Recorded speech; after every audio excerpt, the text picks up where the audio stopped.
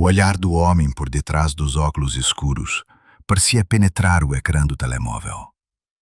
Cada segundo que esperava pelo estafeta parecia insuportavelmente longo. Achava difícil compreender como é que uma entrega típica de um restaurante chinês podia demorar 1 hora inteira. Culpava a juventude despreocupada dos dias de hoje.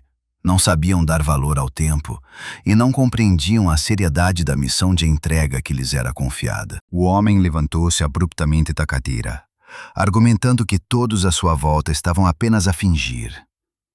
Mas se todos começassem a agir profissionalmente e a dar o melhor de si, a vida dos que os rodeiam mudaria para melhor. A sua mão poderosa agarrou o cabo do taco com tanta força que os tendões tensos eram visíveis através da pele como cabos de aço. Ao fundo da sala estava a vítima, como uma marioneta sinistra, pendurada de cabeça para baixo, com os seus movimentos restringidos por amarras apertadas. O homem do taco olhava com desdém para o emaranhado de nós, pronto para atacar com precisão cirúrgica a qualquer segundo. A vítima tentou dizer algo, mas apenas se ouviu um gemido indistinto. Numa tentativa desesperada de se salvar da morte iminente, o homem contorceu todo o corpo, sentindo o assobio de uma arma mortal, pronta a qualquer segundo a reduzir os seus ossos a migalhas. O rosto da vítima estava congelado em horror e desespero primordiais ao aperceber-se da dor inevitável. Mas o carrasco recebeu ordens para a espancar impiedosamente antes da morte. Uma fração de segundo antes do primeiro golpe do taco, a figura de um mensageiro com um fato macaco laranja brilhante apareceu na penumbra dos postes que cortavam a escuridão das ruínas industriais como uma salvação. O homem de óculos escuros apenas lançou um olhar displicente, como se estivesse a avaliar se aquele mensageiro era digno da sua atenção. Mas a sua aparência fez-me pensar por um segundo. Havia pessoas à entrada que não deviam deixar entrar ninguém. Este gajo simplesmente não deveria ter passado. O mensageiro virou a cabeça lentamente, como um predador que examina a zona. O seu olhar, por baixo do vidro impenetrável da viseira, percorreu os cantos da sala, como se a estivesse a analisar. Com um movimento rápido, estava de joelhos, totalmente preparado. A caixa nas suas mãos tornou-se uma extensão do seu corpo, e o seu olhar deslizou por baixo da viseira sobre os potenciais inimigos. Na penumbra do edifício abandonado, o seu fato macaco vermelho brilhante reluzia como sinal de alerta. Ajoelhou-se e abriu a gaveta com um puxão, o clangor do metal ecoando no silêncio. Com um movimento calculado, olhou em redor da sala, contando os presentes, e neste gesto era possível perceber uma prontidão para atacar a qualquer momento. Dedos enluvados em grossas luvas digitavam com precisão os números no ecrã do telefone, que multiplicava metodicamente o número de vítimas pelo coeficiente da taxa nocturna, transformando as vidas humanas em zeros e uns áridos no visor. O homem do taco de beisebol ficou completamente indignado com a insolência do mensageiro. O seu rosto contorceu-se numa careta de raiva. A sua mão avançou como um raio e perguntou secamente: "O que é que queres aqui?" A voz do mensageiro, abafada e rouca por baixo da viseira, cortou o ar como uma lâmina. "Preciso de uma luta." Precisava de lhes dar matéria a todos agora. Mas era apenas um trabalho. Não havia uma gota de ódio pessoal nas suas ações. Apenas o desejo de ganhar dinheiro. O homem de blusão branco mal levantou uma sobrancelha, e este gesto indiferente deixou claro que as palavras do mensageiro não lhe faziam qualquer sentido. Ordenou aos seus homens que destruíssem este mensageiro insolente. 24º. O tipo de fato macaco laranja afastou a caixa de metal de si com um movimento do pé. Foi atirado para longe pelo golpe esmagador, transformando-se num projétil mortal que se lançou diretamente na cabeça do inimigo, sem lhe dar qualquer hipótese de se esquivar. Mas de repente, uma silhueta sinistra surgiu da escuridão atrás do mensageiro, e uma lâmina de faca apontada para ele brilhou na penumbra. A sua palma, como que forjada em aço, interceptou firmemente a mão erguida com a lâmina, travando o movimento mortal a 1 milímetro do alvo. Mais um instante, e o seu punho, como um raio, rasgou o ar, atingindo seu adversário com uma força descomunal. O corpo do inimigo foi atirado ao ar pelo golpe esmagador. O inimigo atravessou o salão inteiro sobre as cabeças dos outros como uma bola de tênis e depois caiu pesadamente contra a parede, transformando-se numa silhueta escura e imóvel contra a luz fria. O mensageiro estava com pressa e precisava de atender à próxima ocorrência, pelo que sugeriu que os adversários atacassem todos ao mesmo tempo. O homem de blusão branco ficou paralisado, à beira do choque e da fúria, sem conseguir acreditar no que estava a acontecer. Não teve outra escolha, senão assistir à furiosa sova que os seus camaradas sofreram. A figura silenciosa do mensageiro no seu fato macaco laranja pairava sob a luz fria da lanterna. O seu imponente aperto de mão transformou aquele momento numa sentença de morte irrefutável para o inimigo vencido. O homem de óculos escuros começou a gritar e a babar-se enquanto tentava perceber quem estava à sua frente e quanto lhe pagavam. Ele queria obter essa informação a qualquer custo e ofereceu o dobro do valor. Mas em resposta, um punho enluvado de preto desferiu um golpe rápido e devastador, diretamente na orelha. O estafeta não tinha qualquer intenção de aceitar uma oferta tão generosa, pois isso violaria os seus termos de serviço. Agachou-se e pairou sobre o seu inimigo caído, como um juiz impiedoso. Agora é a altura de elaborar um relatório sobre o trabalho realizado. Na selfie, o estafeta exibiu friamente o seu sinal de triunfo. Após o envio das provas fotográficas, era a altura de analisar o próximo pedido. O mensageiro estava prestes a partir, mas de repente ouviu o gemido indistinto do prisioneiro atrás de si, que tentava com todas as suas forças gritar-lhe. O seu desejo era tão forte que conseguiu libertar-se da mordaça e gritou em desespero ao ver a figura de fato macaco laranja afastar-se. Tinha certeza de que o mensageiro viera para o salvar e pediu-lhes que o desamarrassem o mais depressa possível, antes que a sua cabeça explodisse. O mensageiro não tinha pressa em aceder ao pedido e olhou em silêncio através do vidro escuro da viseira. Após verificar a ordem, disse secamente que o resgate daquele prisioneiro não estava incluído na sua ordem. A notícia chocou. Pendurado com os bolsos cheios, o homem implorou-lhes que não o deixassem ali, mas os seus apelos não significaram nada para o mensageiro. Virando-se, pressionou silenciosamente um cartão contra os dentes do mensageiro. Tudo o que estava a acontecer era apenas trabalho para o mensageiro e exigia um pedido oficial. Depois, entre os dentes do prisioneiro amarrado, estava um cartão de visita de Lee Sun, da Heaven Delivery. Levantando a viseira, anunciou que se envolvesse uma luta, estava pronto para aceitar qualquer trabalho, uma vez que até então tinham pago bem por isso. Uma notificação sobre o novo pedido apareceu no ecrã do seu telemóvel. Lee Sun confirmou, sabendo que teria de lutar e ainda ser bem pago por isso. Já lá vão uns 2 anos que começou a trabalhar assim, e Lee Sun era incomparavelmente bom naquilo que fazia. Comparado com outros estudantes do ensino secundário, ganhava bastante. Lee Sang tinha um sonho e trabalhou arduamente para juntar dinheiro para o concretizar. O seu maior objetivo era comprar um apartamento no arranha-céus de Seul antes de completar 20 anos. Voltou a visitar o local e ficou chateado ao perceber que o preço dos cobiçados metros quadrados tinha subido mais uma vez. Nesse momento, chegou uma nova notificação do banco sobre um depósito na conta proveniente da entrega celestial. Mas mesmo a este ritmo, seria muito difícil para Lee Sang poupar. E os pedidos andavam escassos ultimamente. E ele não estava nada contente com a perspectiva. Começou até a pensar em mudar de emprego. Lee Sang queria mesmo que o dinheiro caísse literalmente do céu sobre ele. De repente, pelo canto do ouvido, ouviu a conversa de outra pessoa. 3 arruaceiros importunavam uma rapariga. Um deles empurrou-a e ela caiu no chão. Brincaram dizendo que o mais gordo deles atropelou o pobre coitado como se fosse um caminhão. A rapariga olhou para os seus agressores com um olhar penetrante, repleto de ódio. O homem gordo, ao ver isto, ficou furioso e começou a atacá-la ainda mais. Queria pontapear a infeliz mulher sentada no chão para que ela finalmente encarasse a realidade. O patife sabia que o pai da rapariga tinha morrido deixando para trás um monte de dívidas. Usando esta informação, ele queria obrigá-la a tornar-se sua namorada. E ainda lhe ofereceu dinheiro por isso, o que a deixou ainda mais enojada. De repente, alguém gritou para os malandros. Era Lee-san.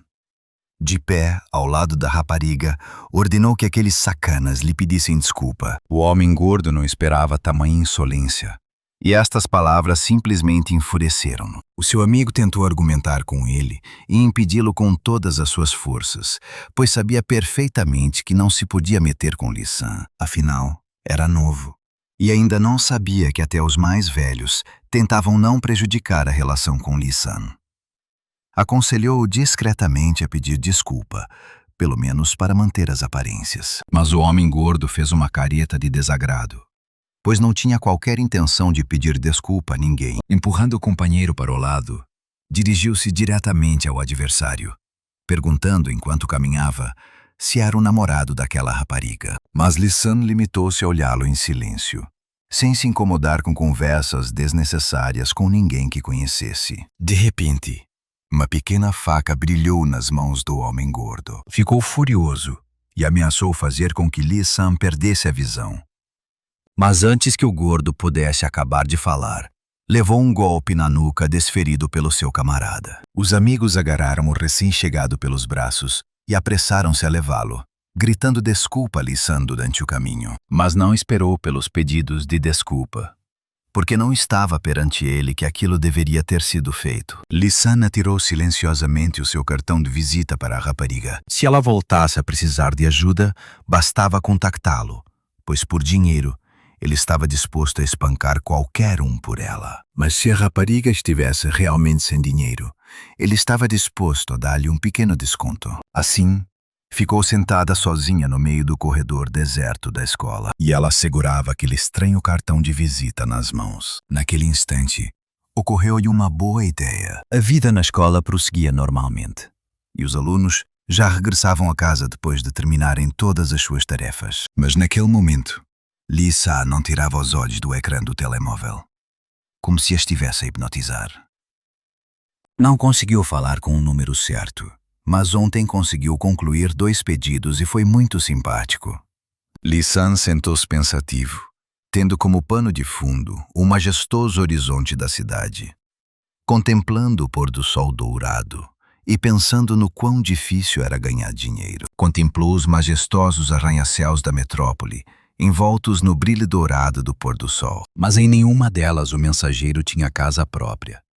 E estes pensamentos deixavam-no muito deprimido. Após uma espera interminável, o telefone finalmente atendeu com uma mensagem da Heaven Delivery. E nesse instante, o ecrã exibiu informações sobre o novo pedido. A primeira coisa que Lee-san fez foi verificar a morada de entrega. Não podia acreditar no que via. O novo ponto era um edifício alto em Gangnam. Era tão alta que Lee-san nem conseguia ver o topo. Esta encomenda era muito interessante para ele, pois sempre quisera saber o que estava dentro daquele arranha-céus. Com o movimento habitual da mão, fechou o fecho do seu fato macaco laranja, colocou o seu capacete preto na cabeça e colocou luvas de proteção nas mãos. Pela primeira vez em muito tempo, sentiu-se motivado. Baixando a viseira escura, estava determinado a ganhar mais dinheiro. Lee-san subiu lentamente até ao desejado andar do arranha-céus. Encontrou a cobertura de que precisava, usando o número na parede. Observando o local,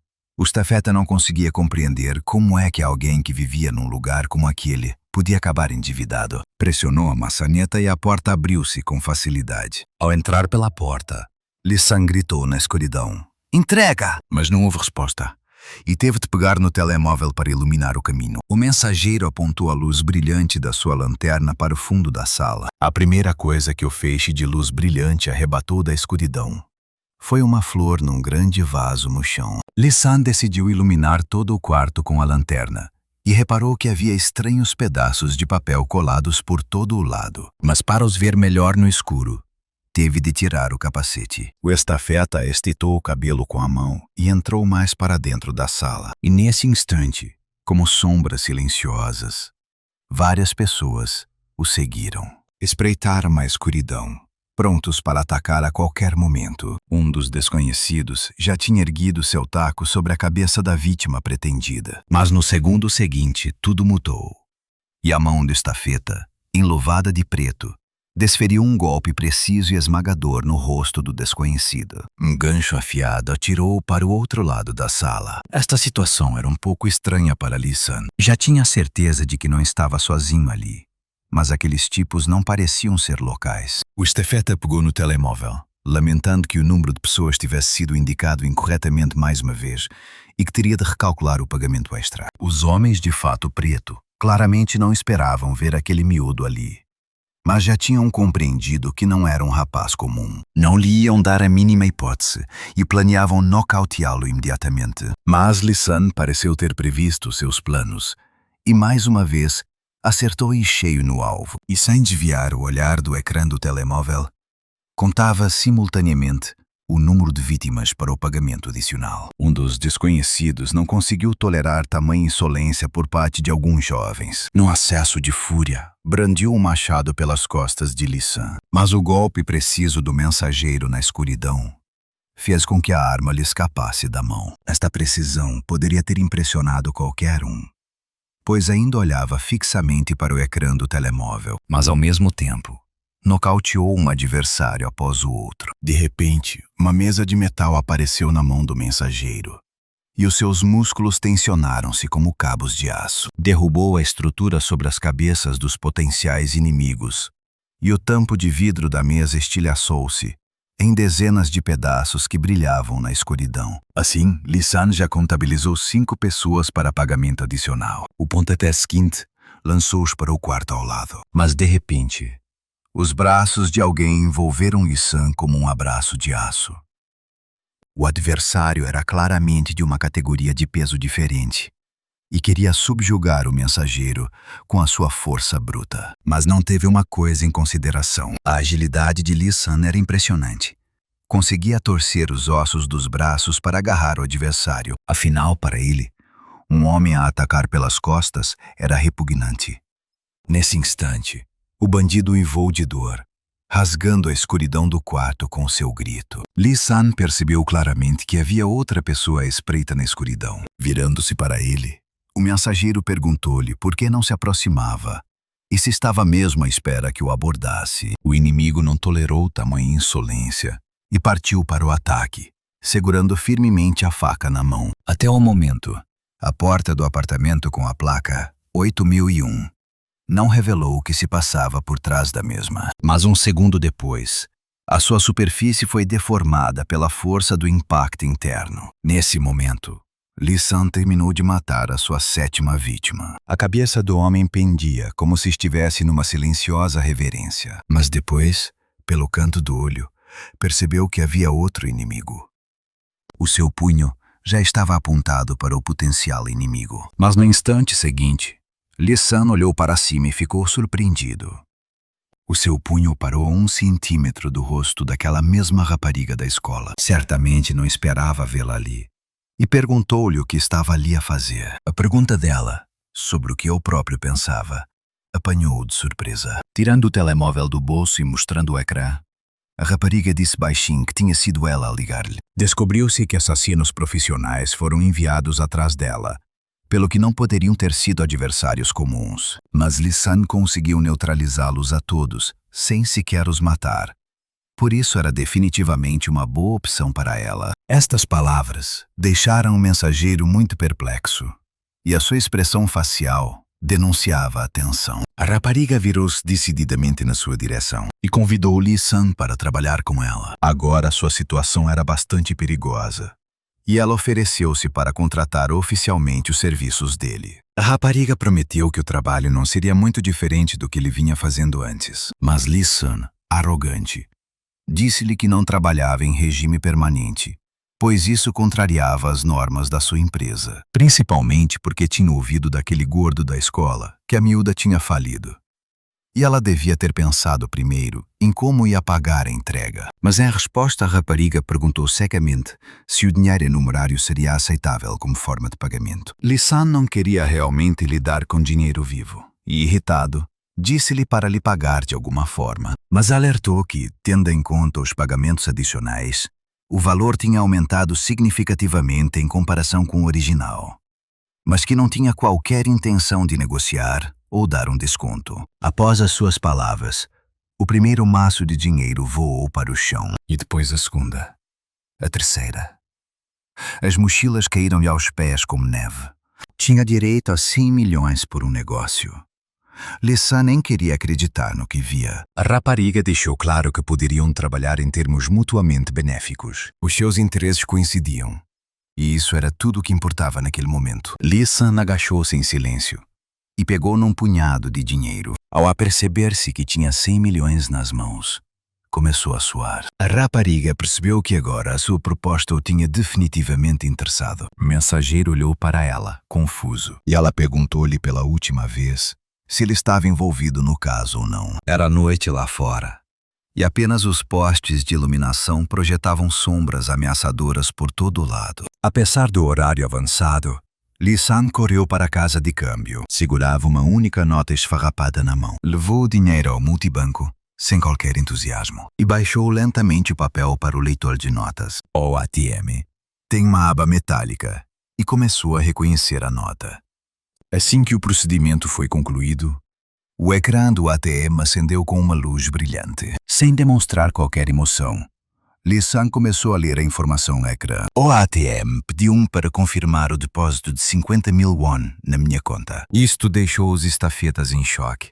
Não conseguia acreditar no que via. Estava dominado pela emoção e queria desabar em lágrimas de desespero. Afinal, apenas 2 horas antes, aquela rapariga perguntou-lhe se estava dentro. E Lisan, em silêncio, separou os maços de dinheiro. Não lhe respondeu durante muito tempo, mantendo uma espécie de pausa incompreensível. E depois, secamente, disse que concordava. Apoiando-se no joelho, o estafeta levantou-se lentamente do chão e, no instante seguinte, pontapeou os maços de dinheiro, que se espalharam como folhas de outono. Com um olhar arrogante, perguntou-lhe se ela pensava mesmo que ele responderia daquela forma. A menina observou pelo canto do olho, enquanto seu dinheiro voava por todo o quarto. Lisan pegou numa das notas rapidamente. Começou a esfregar aquele pedaço de papel na cara da menina com desprezo, alegando que aquele dinheiro era falso. O estafeta tinha certeza absoluta de que o cheiro, a textura e a cor eram diferentes do dinheiro verdadeiro. Além disso, ouviu dizer que a família da rapariga tinha falido e concluiu que ela estava a tentar enganá-lo. A rapariga não se justificou perante ele e apenas lhe perguntou se arrependeria da sua recusa. Mas em resposta, Lisan apenas lhe fez um gesto obsceno. Com pena dela, decidiu não cobrar a chamada, mas caso se encontrassem na escola da próxima vez, avisou-a para nem sequer se atrever a cumprimentá-lo. E então percebeu que todos aqueles maços de dinheiro eram verdadeiros. Lisan ficou tomado pela emoção. Por um lado, queria voltar atrás e recuperar o dinheiro, mas, por outro, o seu orgulho impediu de o fazer. E agora nem conseguia imaginar se teria outra oportunidade de ganhar tanto dinheiro. Naquele momento, uma notificação no seu telefone deu-lhe esperança. A criptomoeda na qual investiu durante alguns dias começou a ter uma valorização acentuada. Literalmente diante dos nossos olhos, o número aumentava constantemente, porque havia boom dos investimentos. Como se estivesse a enlouquecer, Lisan decidiu apostar tudo e investiu todo o seu dinheiro, sonhando ganhar várias vezes mais do que tinha perdido. Nesse preciso momento, a curva de crescimento das criptomoedas caiu a pique, como se caísse num abismo. Essa foi a gota de água para Lisan. No instante seguinte, destruiu literalmente a cabine do multibanco. Com um único soco, arrancou o multibanco de dentro dela. Nem o próprio estafeta compreendeu o que tinha acontecido. Mas de repente, as algemas fecharam-se-lhe nas mãos. Mais um instante, e já está sentado na esquadra, a responder a perguntas sob a luz forte de um candeeiro. Após o interrogatório, o polícia disse que Lisan poderia ser libertado sob a condição de ressarcir integralmente o prejuízo no prazo de uma semana, dado que o banco tinha demonstrado leniência pelo facto de ainda ser menor de idade. Segundo a polícia, o estafeta teve muita sorte, mas não pensava isso. Lisan tinha um cheque na mão, a julgar pelo qual devia ao banco quase 10 milhões de won. Assim que saiu, já não sabia para onde ir. Lee Sun não teve outra escolha, senão voltar para a escola de manhã. Havia claros traços de preocupação e de uma noite em claro no seu rosto.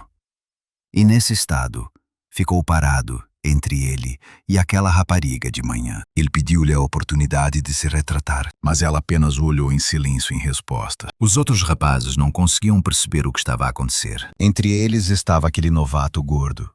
Ainda sonhava em dar uma boa sova a Lee Sang, já que da última vez tudo tinha corrido mal. Mas agora reuniu os melhores, aqueles que realmente sabem lutar. Antes que pudesse terminar o seu discurso, a mão de Lee Sun agarrou-lhe o rosto com toda a sua força. Atirou o homem gordo para o lado com toda a sua força, como se fosse uma bola, e continuou a sua conversa com a rapariga, caindo no chão numa posição muito estranha e desconfortável. O homem gordo gritou para os seus amigos tirarem o estafeta do chão. Um dos bandidos agarrou Lee Sun pelo ombro. E então, em resposta, receberá imediatamente um golpe seco da sua mão. Tentou convencer a rapariga de que apenas queria ser cauteloso com uma quantia tão grande. Continuai a candidatar-me de manhã. E ele tentou convencê-la a concordar com pelo menos metade do valor. Os inimigos voavam em redor como projéteis.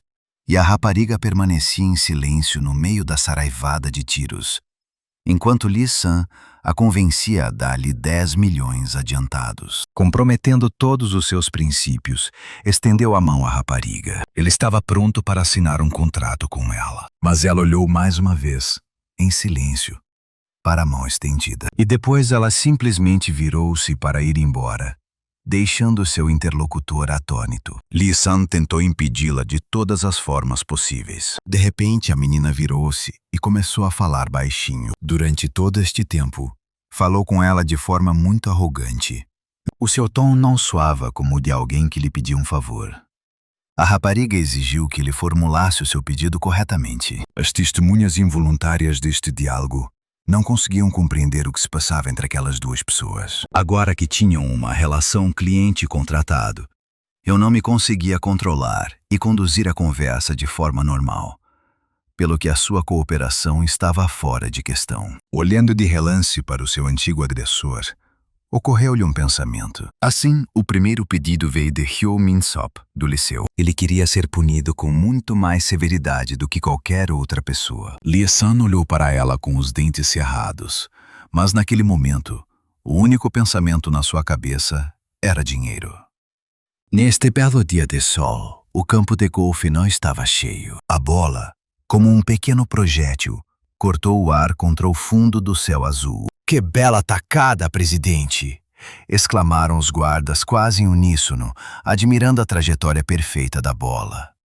Que tacada simplesmente magnífica! O homem com o taco de golfe olhou-os de soslaio. Sem se virar, perguntou-lhe se agora parecia uma pessoa amável, mas em resposta ouviu um frio "não". Tirando um cigarro da boca, o homem com o taco de hóquei refletiu filosoficamente em voz alta que o mundo estava cheio de parasitas inúteis que não valiam o dinheiro que recebiam. Era Ho Yong-gun, o CEO de uma grande empresa. O silêncio no campo de golfe foi quebrado pelo toque do seu telefone. Ao olhar para o ecrã, viu que era uma ligação do seu amado filho. O rosto de Ho Yong-gun iluminou-se com um sorriso. Primiu o botão de atender e cumprimentou seu amado filho em voz alta e com alegria. Mas do outro lado da linha, no meio dos soluços, ouviu um "papá", quase inaudível. O rapaz encolheu-se como um animal encurralado, e o som dos seus dentes a ranger ecoou no silêncio da casa de banho, enquanto sonhava em matar a rapariga chamada Song Songa. Ao ouvir este nome, o pai pensou por um instante. Talvez se estivesse a referir à filha de Song Jeng-chu, a quem ele próprio procurava. Como se estivesse a enlouquecer, o filho disse que foi ela quem incitou as pessoas contra ele e, de seguida, rapou-lhe uma fita na cabeça com uma máquina de cortar cabelo. A foto dele ali parado, num estado tão vergonhoso, já se espalhou pelas redes sociais. O rapaz ficou tão envergonhado que começou a gritar e disse entre lágrimas que nunca mais voltaria à escola. O pai ouviu em silêncio todas as preocupações do filho, enquanto um cigarro esquecido lhe ardia lentamente nas mãos. Então apressou-se a tranquilizar o menino, dizendo que não tinha nada com que se preocupar e que o pai resolveria tudo. Ho Yong-an, mal conseguindo conter a emoção, repetiu tudo o que o filho lhe tinha dito. Estava numa impecável postura de golfista, segurando seu taco como um cetro de poder. E à volta dos seus pés, como troféus caídos, as cabeças amordaçadas dos seus homens consagrados despontavam do chão, transformando o campo numa arena para o seu domínio absoluto. Não conseguiam lidar com uma única rapariga, e ainda ousaram procurá-lo para lhe pedir dinheiro e trabalho. Ho Yong-an permaneceu imóvel por um segundo em postura perfeita, com o bastão na mão, pronto para um golpe devastador. De repente, a bola de alguém voou em direção à cabeça da vítima culpada, derrubando o alvo de Ho Yong-an, mas nem sequer olhou para mim. E nenhum músculo do seu rosto concentrado se mexeu. Para o homem de fato macaco azul e capacete, o golfe revelou-se mais difícil do que imaginava. Para o estafeta Baek Min-jun, espancar pessoas era muito mais fácil e divertido. Foi por isso que Ho Yong-an o chamou à sua casa. Uma mala inteira de dinheiro foi preparada para o mensageiro, pois o cavalheiro contava com ele. E por um trabalho bem feito, prometeu-lhe um bônus decente. Baek Min-jun não conseguia desviar o olhar daquela riqueza, escondida atrás dos seus óculos de aviador. E então, de repente, desatou a rir. Com um movimento brusco das mãos, fechou a mala com força, pois achava que mais ninguém dava ordens deste tipo, uma vez que era extremamente óbvio. Todos os estafetas como ele recebiam encomendas através da aplicação de entregas Heaven. O estafeta reuniu coragem e, sem se preocupar com as palavras, começou a dizer que agora compreendia por que é que aqueles idiotas não conseguiam lidar nem com uma única rapariga. Mas o homem que surgiu atrás dele como uma rocha decidiu deixá-lo no seu lugar,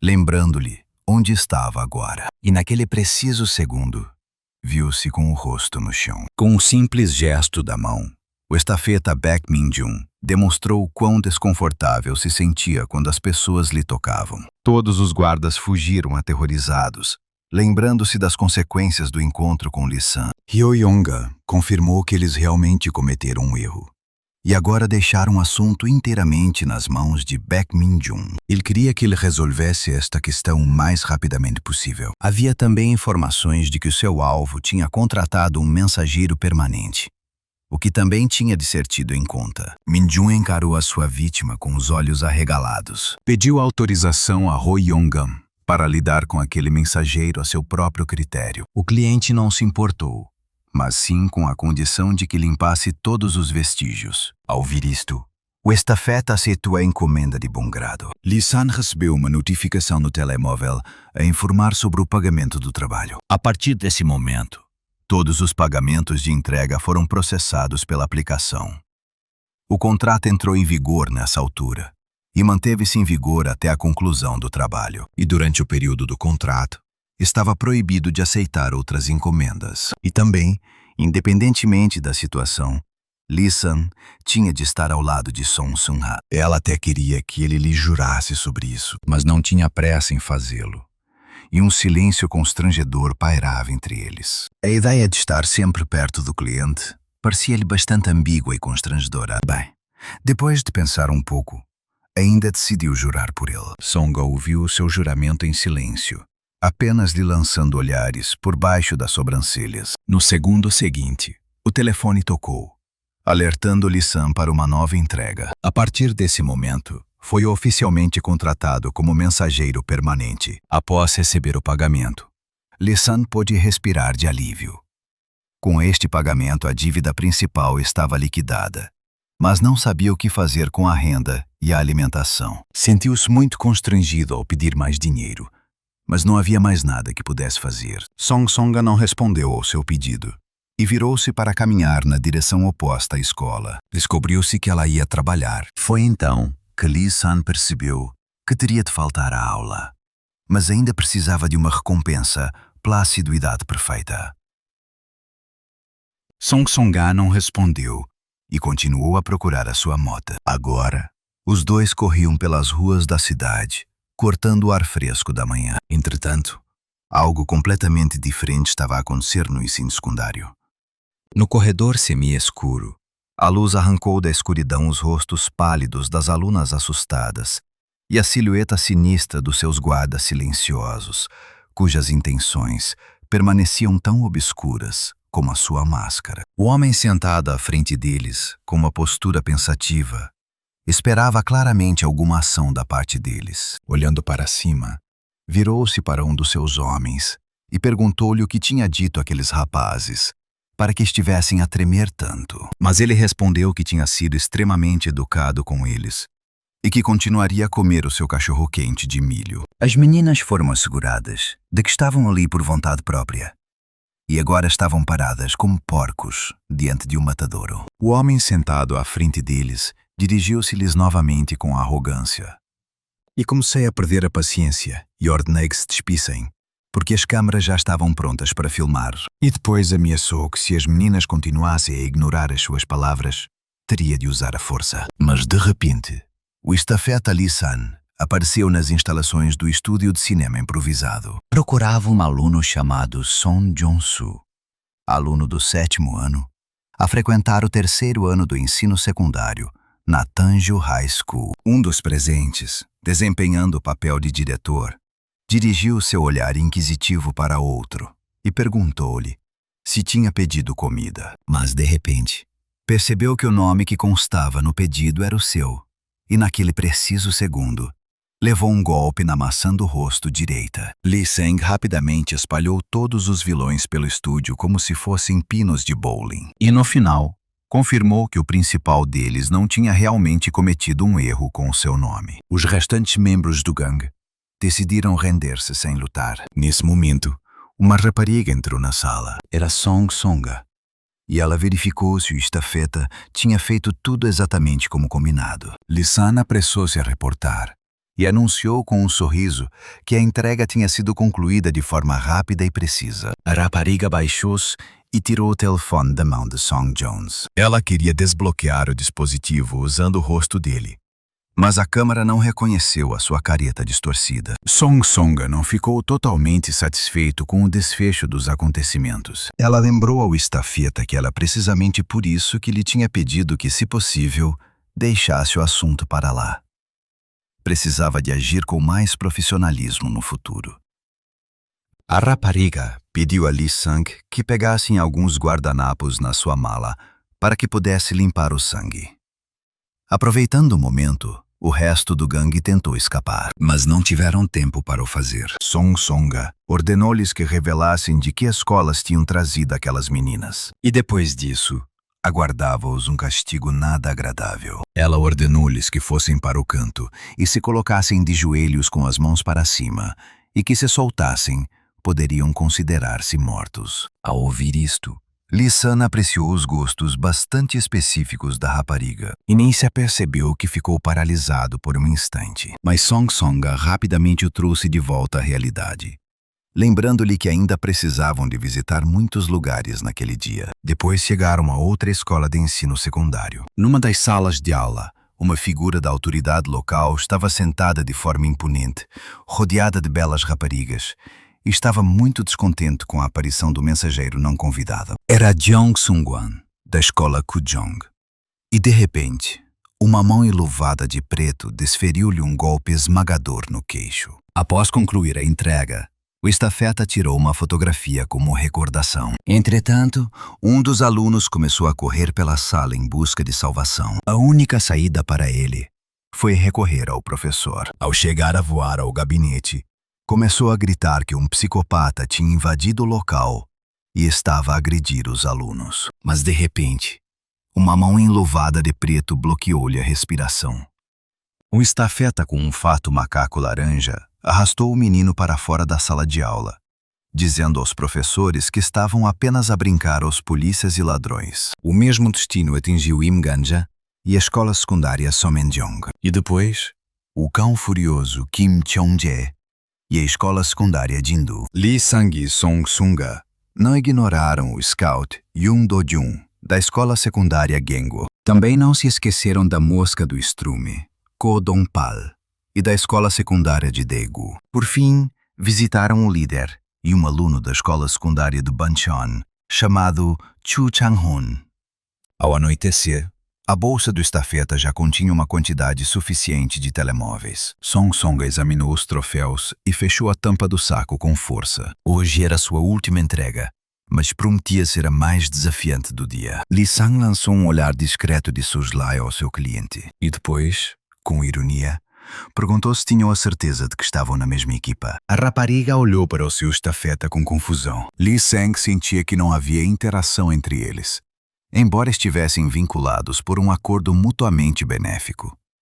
Ele queria, pelo menos, entender o objetivo comum deles. Song Songa colocou subitamente a mão no capacete. E então ela anunciou com ironia que não eram uma equipa nem parceiros, mas sim um cliente e um estafeta. A sua relação era limitada unicamente por dinheiro. Cada um podia rescindir o contrato e ir embora a qualquer momento. Por isso, a Song Songa não lhe ia contar nada. Para ela, ele era apenas um mercenário. A única coisa que ela decidiu contar-lhe foi o motivo de estar a recolher os telefones. Acontece que um deles deveria conter o contacto que ela procurava. O objetivo dela era levar Lee Sun até este homem. Assim que falou, um caminhão grande apareceu atrás dela, como se tivesse surgido do nada. Lee Sun avançou como um projétil e com uma força esmagadora afastou a rapariga da trajetória do monstro de ferro que se aproximava, conseguindo escapar ao rugido inexorável do motor numa fração de segundo. Ambos caíram no asfalto, mas sobreviveram. Lee Sang perguntou a Song Sunga se estava bem, mas ela puxou-lhe a mão bruscamente, afastando-a de si. Ao emergir do solo, ela viu com horror as consequências da colisão, e esta imagem despertou nela muitas emoções negativas. Entretanto, Lee Sun ficou ali deitado e percebeu que não se estava a sentir muito bem. Além disso, ainda tinha 28 meses para pagar a moto avariada. O passageiro do caminhão tinha a certeza de que tinha encontrado aqueles que lhe roubaram um telemóvel e o espancaram. Ficou muito irritado porque o estafeta que conduzia aquele carro não conseguiu atropelar nenhum dos dois, mesmo eu me considerando um profissional. O homem ao volante do caminhão semicerrou os olhos, esboçou um leve sorriso e disse que simplesmente não recebia encomendas por aquelas bandas há muito tempo.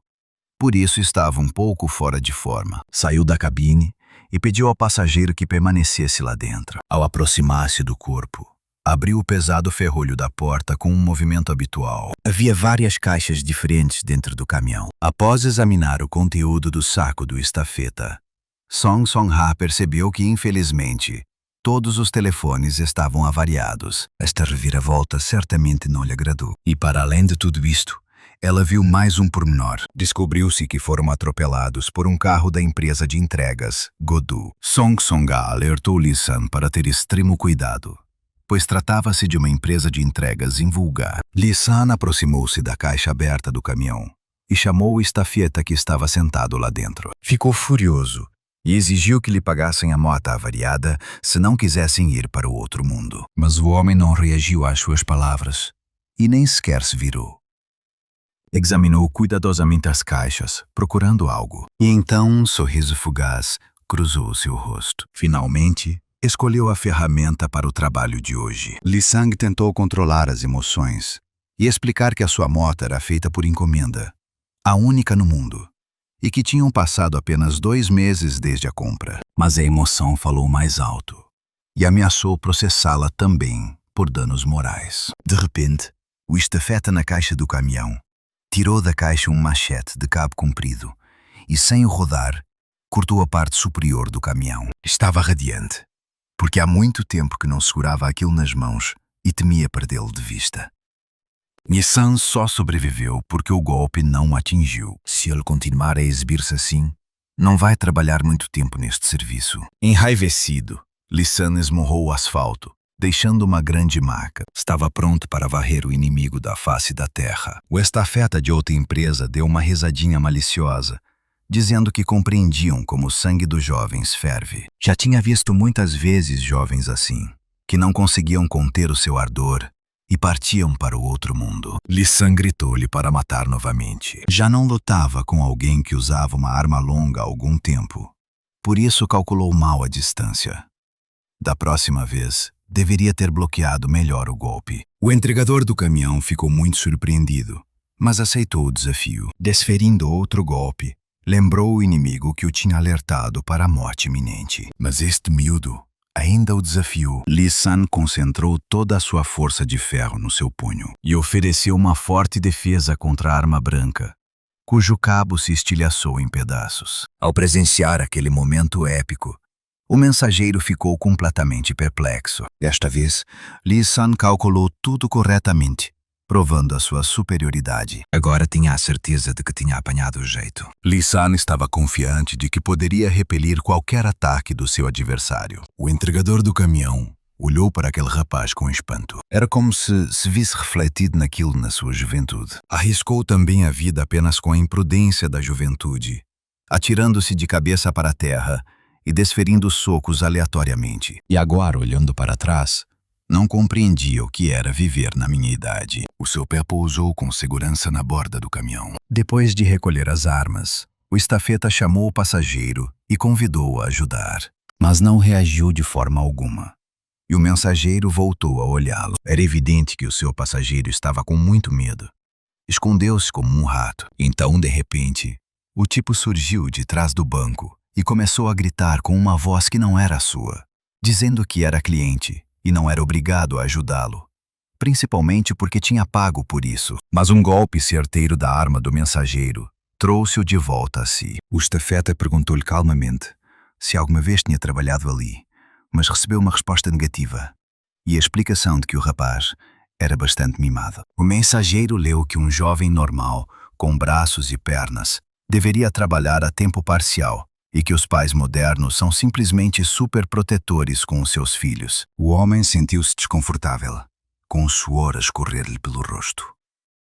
O estafeta perguntou-lhe se sabia carregar e descarregar. De repente, no meio da agitação da cidade, como um raio em céu azul, ouviu-se um grito penetrante de Song Song-ga. Ela lembrou Li San de trabalhar agora. Afinal, ela já o tinha advertido para se comportar como um profissional. A rapariga estava prestes a dar-lhe conselhos sobre como se comportar numa briga, mas ela interrompeu-a e lembrou-lhe que lutar é o seu território. Song Song não se atreveu a ensiná-lo a lutar. Ao ouvi-lo falar insolentemente com a rapariga, o estafeta do caminhão já lhe tinha disparado a sua nova arma. Mas Li San, com a mesma confiança inabalável, deixou-o, erguendo uma barreira intransponível. Nesse instante, um novo projétil já voava em direção ao rapaz. Tentou atingi-lo com sua arma repetidas vezes. O estafeta parou por um segundo ao sair do caminhão e examinou o projétil. Descobriu-se que já tinha sido derrotado. Parecia que o inimigo queria mesmo recapturá-los todos. Li San era como um verdadeiro guerreiro, cujo objetivo era proteger a qualquer custo. Tinha o capacete partido e já estava muito cansado, mas mesmo assim, resistiu. O estafeta gritou para o passageiro continuar a disparar projéteis, mas ele já estava exausto, sem hábito, e não conseguia levantar as mãos. O estafeta não ficou satisfeito com esta situação e deixou de cortar os braços e as pernas ao tipo se hesitasse. Foi uma motivação válida, e as caixas avançaram mais rapidamente do que antes. O mensageiro continuava a colocar cada vez mais projéteis no cabo comprido, mas Li San não ia desistir. Os seus punhos eram como aço. Esmagavam tudo à sua passagem. O entregador do caminhão ficou surpreendido com esta reviravolta. Não teve outra escolha, senão começar a lançar novas armas contra ele, novamente. Desferiu um golpe com toda a sua força, tentando infligir algum dano ao seu adversário. Mas Li San, como se não se apercebesse do seu cansaço, esmagava tudo o que se aproximava. O seu olhar era incrivelmente calmo. Assustou o mensageiro ainda mais do que os seus punhos de ferro. Colocou novamente um novo projétil no cabo. Um tronco com pontas de metal que saía de todos os lados voou em direção à cabeça de Li San. Depois, com um único golpe, esmagou-o em pedaços. Eis que chegou a nova caixa de armas. Mais e mais. O entregador do caminhão atirava tudo à sua passagem como um boco, mas Li San parecia capaz de repelir qualquer ataque. O entregador no caminhão entrou numa espécie de caixa. Já havia loucura nos seus olhos. Lançou o projétil seguinte sem sequer tirar o pé da área, como se fosse uma bola de futebol. Mas Li San interceptou a enorme estrela de metal e prendeu ao asfalto com um único golpe. O mensageiro teve de se esforçar bastante para retirar a cápsula seguinte. Um tronco enorme saiu da caixa, e ele, como que louco, elevou-o acima de si. E o colosso de 0,5 tonelada voou para cima. Quando atingiu o punho de Li San, foi como uma colisão de corpos celestes. O cabo do projétil não suportou a carga e partiu-se. E o próprio tronco voou para longe, como um verdadeiro projétil. O mensageiro ficou de pé, olhando em silêncio para o seu adversário, enquanto gotas de suor lhe escorriam pelas faces. O rapaz que o contratou finalmente respirou de alívio, pois conseguiu mover todas as caixas. Li San disse calmamente ao mensageiro que já tinha pago o capacete partido, mas ele ainda terá de pagar pela moto. Afinal, nesta obra, o primeiro a morrer é aquele que age de forma imprudente. E memórias do passado vieram ao de cima na lembrança do mensageiro. Há 30 anos, Kim Taek-soo era ainda muito jovem e pensava que conseguia lidar com tudo sozinho. O seu parceiro aconselhou-o a seguir o plano estabelecido. Se continuasse a avançar de forma imprudente, poderia perder a vida. Afinal, o homem que tinha à sua frente era perigoso mesmo sem reforço. Era um agente de segurança contratado por uma grande empresa. Parecia bastante ameaçador, mas era apenas um rafeiro que obedecia às ordens dos velhos. E só os tolos sem habilidade tinham de temer a imprudência. Kim Taek-soo lembrava-se claramente de ser o único sobrevivente naquele dia, ajoelhado diante daquele homem louco. Embora concordasse com ele em relação à declaração sobre a imprudência, mas Kim quase enlouqueceu naquele momento. O seu corpo tremia como se tivesse levado um choque elétrico. O rapaz também estava cansado de ouvir os mais velhos dizerem-lhe para não agir de forma imprudente. Foi engraçado que todos os anciãos que disseram isto já estivessem mortos, e ele próprio matou alguns deles. Deixou Kim Taek-soo vivo apenas porque, pela primeira vez em muito tempo, encontrou alguém com quem tinha interesse em conversar. Sugeriu, em tom conspirativo, que continuasse a viver a sua vida de forma tão imprudente, de modo a provar a todos que estavam enganados. Depois desse dia, Kim mudou a sua abordagem e deixou de ser um idiota que simplesmente se precipitava com as mãos nuas. Abandonou completamente o campo de batalha e passou a viver encolhido a um canto. Vivia com medo de um dia voltar a encontrar um canalha como aquele. Kim evitava-o desesperadamente há 30 anos. Nunca imaginaria que um dia o encontraria num lugar como aquele. Decidiu que simplesmente precisava fugir. Afinal, se ele continuar a lidar com este monstro, poderá simplesmente não conseguir suportar a situação. Afinal, tudo o que estava a acontecer já era pura imprudência. Li San observou calmamente o seu adversário tremer de medo. Mas Kim Taek-soo não queria viver mais assim. Afinal, esta era uma vida em que ele encolhia o rabo entre as pernas, mal conseguia pagar as contas e simplesmente envelhecia. Se fugir agora de novo, viverá como um rato para o resto da vida. Mas ele já não queria isso, porque antigamente trocar socos não era pior do que enfrentar o adversário. Agora Li San gostava do que via à sua frente. Agora, este mensageiro teve a hipótese de sentir o poder dos seus punhos. Esta sensação não demorou a chegar. Com o golpe, os dentes de Kim Taek-soo caíram da boca, como se fossem brinquedos, e ele próprio voou alto no céu, executando um duplo salto mortal. Agora também não devia nada a Li San pela mota. Afinal, ele já ia receber milhares de milhões em breve de qualquer forma. Por isso, simplesmente decidiu ignorar a situação. Mas de repente, esse mesmo passageiro do caminhão fez-se notar. Li San virou-se e viu uma cena bastante desagradável à sua frente. Fé Song. Song a refém e encostou-lhe uma faca à garganta. A zona onde ele estava ficava literalmente a milímetros do pescoço dela. O tipo de olhar esbugalhado exigiu o seu telefone de volta. Por ter baixado um pouco a atenção, não se apercebeu que a mão da rapariga já estava pronta para segurar a sua. No instante seguinte, recebeu uma forte cotovelada. E depois veio a poção dos golpes. Muitas vezes, o vilão caiu contorcendo-se de dor. E Song Song-a olhou-o com desdém. Li San não esperava tanta habilidade dela. E a rapariga sabia mesmo defender-se. Numa luta individual, ela derrotaria facilmente um tipo gordo como este. O carro com a capota cortada estava parado sozinho no meio da rua. Li-san passou silenciosamente por cima do delinquente caído no chão, chegando a pensar que a situação se tinha tornado um pouco perigosa. Mas a própria Song Songa movia-se muito bem e era até capaz de derrubar toda a gente sozinha, sem esforço. A menina permaneceu em silêncio, com a cabeça ligeiramente baixa. Havia uma dúzia de telefones avariados espalhados aos seus pés. Li-san voltou a olhá-la, esperando algum tipo de reação. Tentou apaziguar a situação e começou a explicar que, enquanto trabalhava como estafeta, tinha presenciado todo tipo de coisas desagradáveis e que não havia ninguém a quem culpar por outra estafeta ter batido na sua bicicleta. Queria também esclarecer a situação em relação ao trabalho deles em conjunto.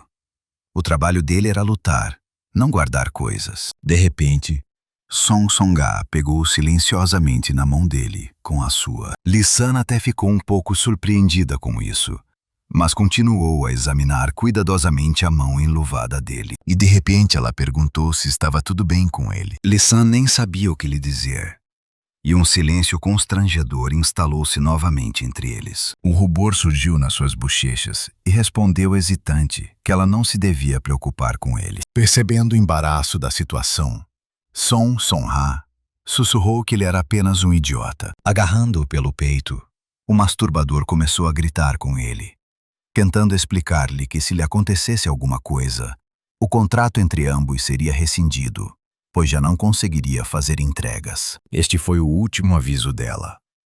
Se ele ousasse fazer alguma asneira novamente, o contrato seria definitivamente rescindido. De repente, a discussão acesa foi interrompida pela gargalhada de alguém. Deitado no asfalto, Kim Taek-soo falou sobre a sua juventude e aconselhou a rapariga a não ser tão rígida com o namorado, porque ele era muito simpático. Ele próprio estava sinceramente grato a Oi-san por ter reacendido nele o espírito de libertação que há muito esquecera. Embora ambos fossem de facto fortes, poderiam certamente beneficiar da sabedoria e experiência dos seus mais velhos. Mas Li-san não queria nada daquele homem que tinha sido espancado como um cão, recusando-se mesmo a ajudá-lo a subir para o terreno. Como a moto estava avariada, tiveram de ir a pé até ao próximo endereço de entrega. Mas assim que deram alguns passos, a voz de Kim voltou a ouvir-se atrás deles, e ele disse de repente que os dois iriam morrer. Tinha certeza de que os seus nomes já estavam na lista de entrega prioritária, mas Li-san não percebia do que estavam a falar. De repente,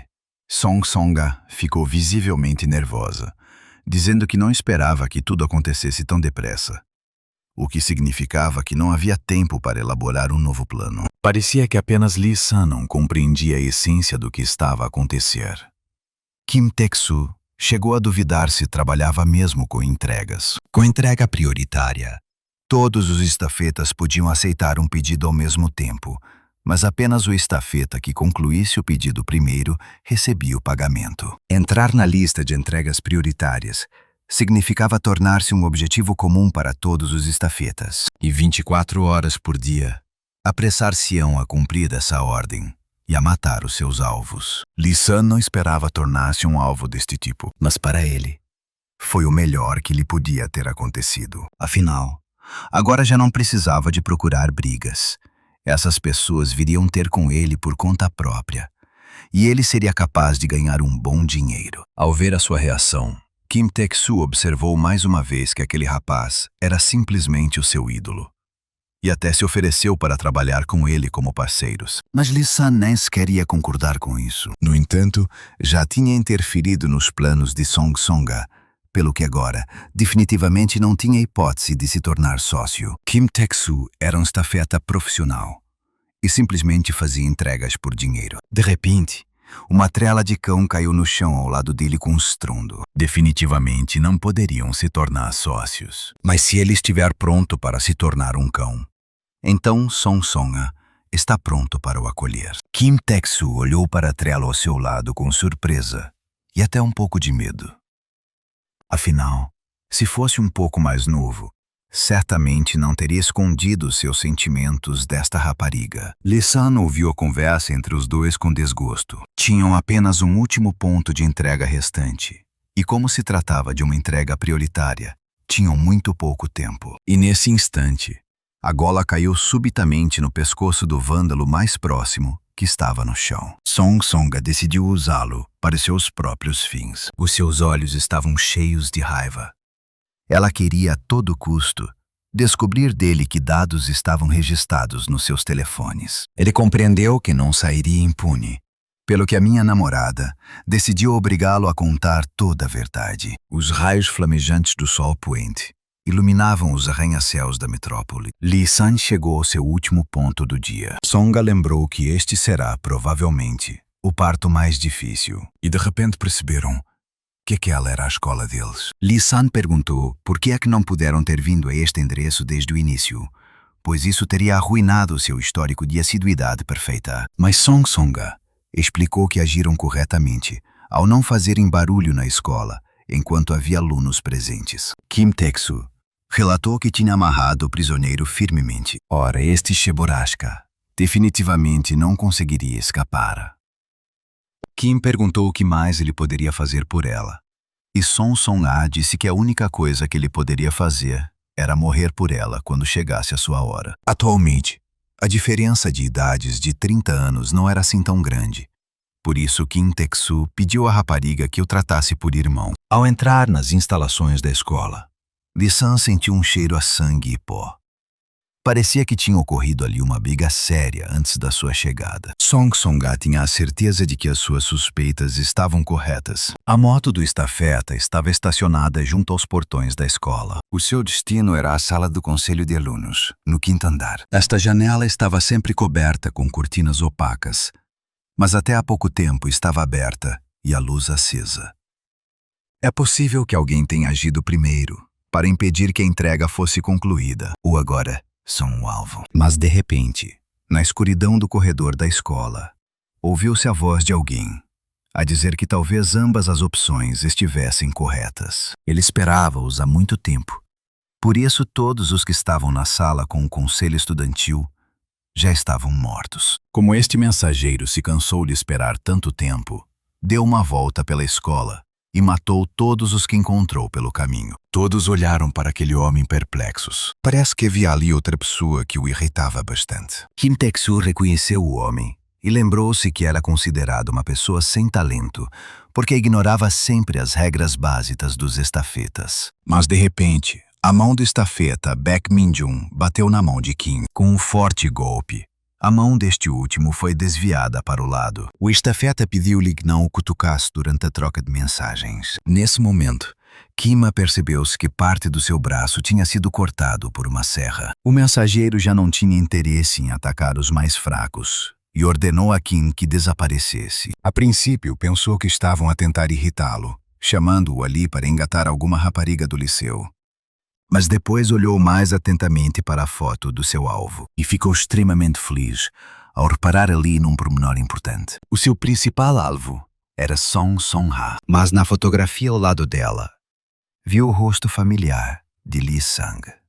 Há muito tempo que não se viam, e este encontro foi motivo de grande alegria para ele. Afinal, Lee San era seu amigo de infância. Baek Min-jun aguardou algum tipo de reação do seu amigo, mas Lee San permaneceu em silêncio, olhando por baixo das sobrancelhas. Song Song-ah olhou com desconfiança para o seu mensageiro habitual. Ela nem sequer conseguia imaginar que ele tivesse amigos assim. Esta notícia foi muito inesperada para ela. Lee San tentou justificar-se de alguma forma e começou a dizer que não era propriamente seu amigo. Mas naquele instante, a mão do mensageiro de fato macaco azul estava na garganta de Song Song-ah.